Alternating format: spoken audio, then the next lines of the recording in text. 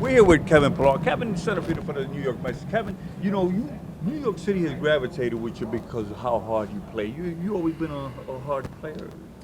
Yeah, I think it's just the way my parents taught me and my brother to be. I think growing up with an older brother and wanting to, play with him, compete with his friends. Dating back to when I was little, playing in the backyard, when he was in high school and I wasn't quite there, and friends would come over and play basketball. You learned you just had to be tough. You just had to, playing with older guys, you had to prove yourself all the time, and going into college and playing at a lower level and then coming to the big leagues, being a later round draft pick, I felt like I always had to prove myself and prove my worth. And Well, you should have done a good job at that.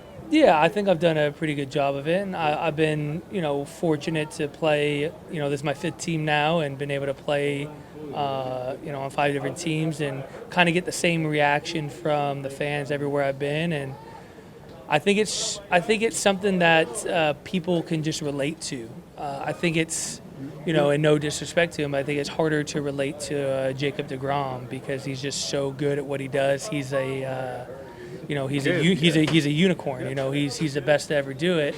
Me, I'm a very kind of average, normal person that just competes and plays hard. And I think the fan coming to the game could see themselves in my shoes and relate, and it's a very relatable thing. And I think that's why people appreciate it, especially people in New York that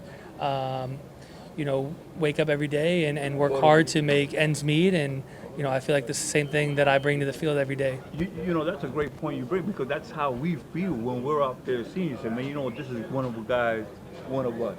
He can play. We had we'd be playing it just as hard. Now, growing up, do you like the new style of baseball that we're playing? Because I'm sure that you used to like clipping the second baseman, running over the. Yeah, no, I definitely like the old school baseball a little bit more. I liked the ability to, make contact with the guys, trying to break up double plays, being able to score by, contact at home plate. But just even the purity of the game, the idea that striking out was bad and, maybe getting out of your best swing and just putting the ball in play and trying to make something happen was something that was celebrated a little bit more.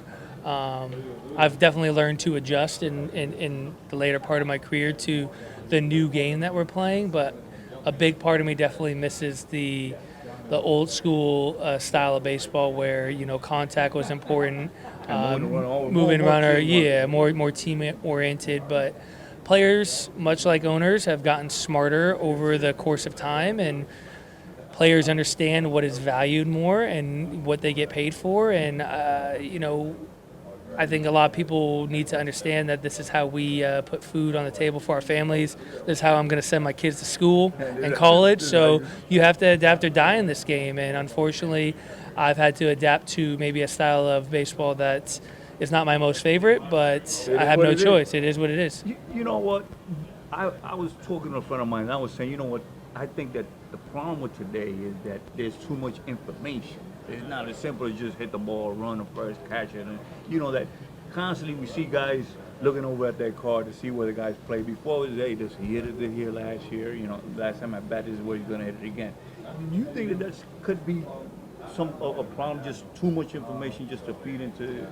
Yeah, I definitely think it could be a problem. I think there's still a balance between information and actually being able to go out there and physically do it. But I think the game's turned into more of a like math equation, or just we're playing. Game. Yeah, we're playing probabilities and percentages a little bit more, as opposed to, where a couple years ago you felt like you just put some of the best athletes in the world out there and they were going to be able to make the adjustments, read swings, read guys' approaches, move themselves accordingly. Now we're just told to kind of stand in a spot and wait for the ball to come there. And I think it's taken a little bit of the excitement, a little bit of the explosiveness out of the game.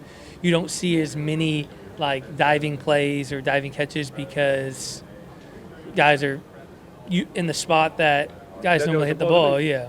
We were saying upstairs that the reason why we've never seen you dive is because you always get in front of it. So you know, with Jermaine, I said, well, you know what, this guy's always in the right place at the right time. It seems like you know exactly where the ball is gonna be hit.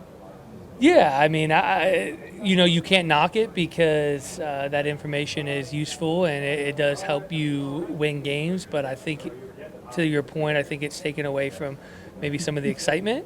I don't see it ever going away. Kind of just is what it is, but it's still It's still baseball. it's still Now- baseball. Now, growing up, who was your favorite player that you said, man, this is because you know back in the day we used to get in Yeah. the yard and imitate the play. Who was the guy that you always said this? Well, I grew up in Southern California, not too far from Dodger Stadium, so I was a big Dodger fan growing up. Always respected Cal Ripken Jr. Just because of his, ability to go out there and play every single day. Someone I kind of modeled, my toughness after. But growing up, it was pretty much anyone that put a Dodger uniform, whether it was Sean Green, whether it was Eric Karros, Mike Piazza, Adrian Beltre, Matt Kemp, Andre Ethier. The list goes on and on. I mean, I was a diehard Dodger fan, would probably attend 20 to 30 games a year. They'd always be on the TV in my house. We were fortunate to have a TV in the backyard, so me and my brother and my dad, we could play wiffle ball or basketball, still kind of watch the game. But yeah, those were the guys that I kind of emulated. I knew deep down inside me at a young age this is kind of what I always wanted to do. I still played a lot of sports growing up.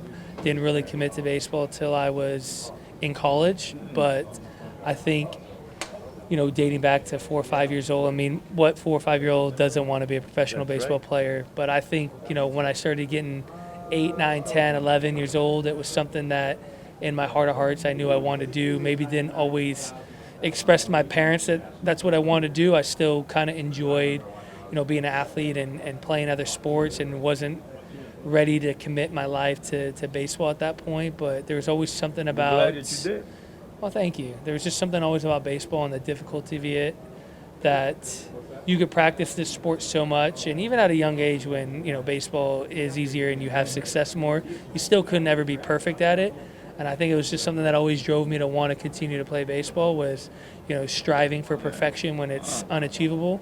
And I still think that's kind of what motivates me till this day. Is every time I step on the field, I intend on being perfect, making all my plays, making all the right reads, getting a hit every single time. And it's unachievable, but if you have the understanding that it's probably not going to happen, or it might happen for one day, but tomorrow's another day, and if you're constantly trying to chase that, it motivates you to continue to want to work hard. And I think that's what I'll do until I hang my spikes up. That's a great way of putting the game of baseball. Listen, man, you're a credit to the game of baseball, man, and don't we appreciate, New Yorkers appreciate the work you do and the hard work that you put on the field, man. And thanks a lot for your time. Thank you guys. Take care. Good luck. Thank you. Be safe, man.